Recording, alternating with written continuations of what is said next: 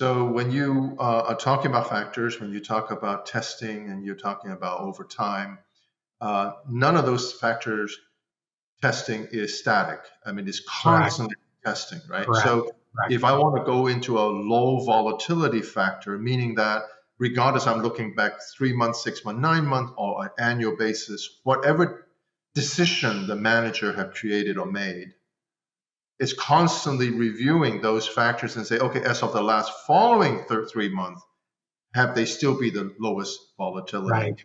Right. And the theory is that if they were low, they will remain low. It's so in many ways we're looking backwards all the time to go All the forward, time. all the Yeah. time. All the Even time. though we have learned going back to go forward often does not work. Correct. But does it work in the very long run? Does it work looking backwards to go forward in the long run with conviction, with discipline? Does it really work? Or we Yeah. have to be more supple and more dynamic and more learn as we go and making dynamic changes? Which one is it? Or is Yeah. there a I, decision? I I love the point because we have to try to honestly look at market structure and say how does market structure change over time, and even the investability of certain factors, how does that change, factor investing over time. But the premise of factor investing has been that we can identify some of these attributes that have been persistent, over 10 and 15 and 20 years, that we've seen this outperformance, and that they're explainable behaviorally, that they make sense, that there's that factor persisting over time. I think what you're pointing to is something that we agree with, which is there are times that maybe that factor gets crowded. And when we talk about long-term outperformance of a particular factor, whether it's low volatility or momentum or quality or value, it doesn't outperform consistently every month, every quarter, every year. Those factors go in and out of favor in that journey, that long journey to outperformance. Mhm. Part of that to us is explainable, that there are times that maybe those factors get crowded, and the market crowds into those factors. And then, maybe there's a season where the factor underperforms. But still, over time, you see the persistence and long outperformance of a particular factor. Again, explained through kind of investment behavior. You're pointing out something that I'm going to sort of let's tease it out a little bit more, John, because I'm going to leave something in a little bit to ask you about quality. I think this is more Yeah, controversial than momentum. yeah, And then ultimately more controversial is ESG factors. yeah. We'll leave Right, that to the end, right, perhaps.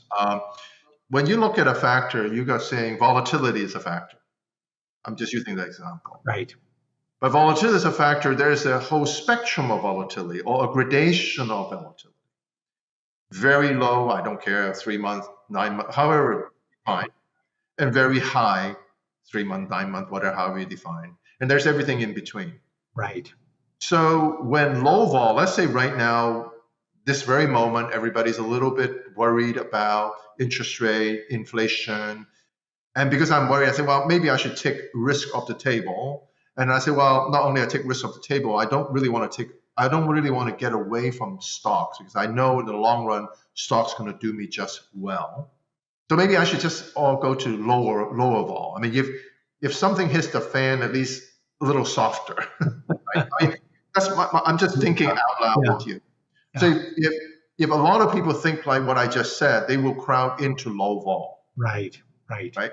So the low vol, by that definition, may become higher vol than the low vol because there's too many people going in there and create more volatility because we're in and out and all that. And the high vol may be becoming a little lower vol. Yeah, So how do you think about really every one factor is not a single end of a yeah, discussion, but it's a yeah. continuum or even two ends of a discussion. How do you think about that, John?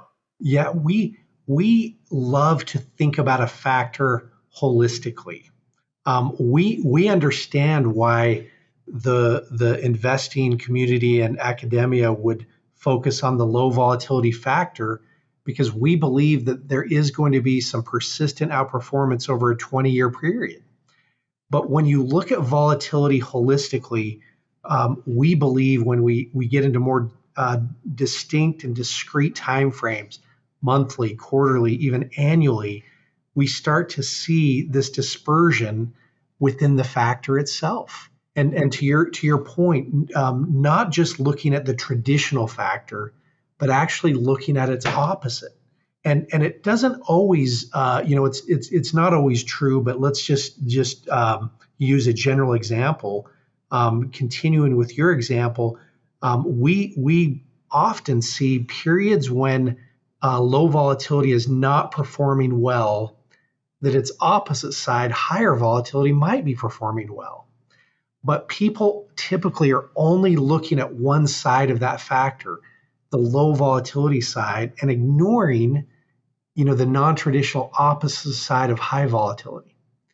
And we think that if you holistically look at factors, that the part that people ignore can be very interesting at certain seasons, certain periods of time. And that's what gets us excited about factor investing and thinking about it a little differently than just that traditional factor.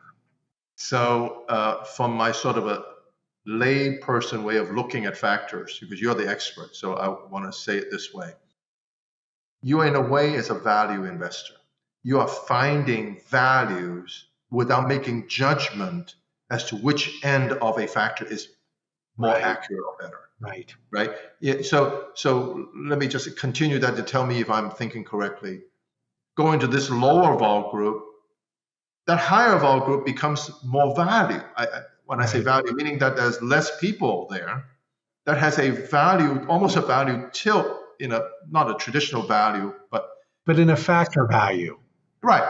So by actually allocating there, will give you a surprise reward.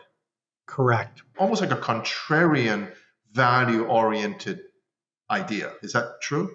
Yeah. And it also, the traditional approach to factor investing requires, people to plant a flag and say, okay, I'm a value investor, even when value is out of favor and value is not performing well. I'm a low volatility investor, even if everybody else is too. And we think looking holistically, both sides of a factor allows us to be more agnostic and more objective to say we can adapt as these factors go in and out of favor within markets, even if we believe and embrace that long term we like traditional factors.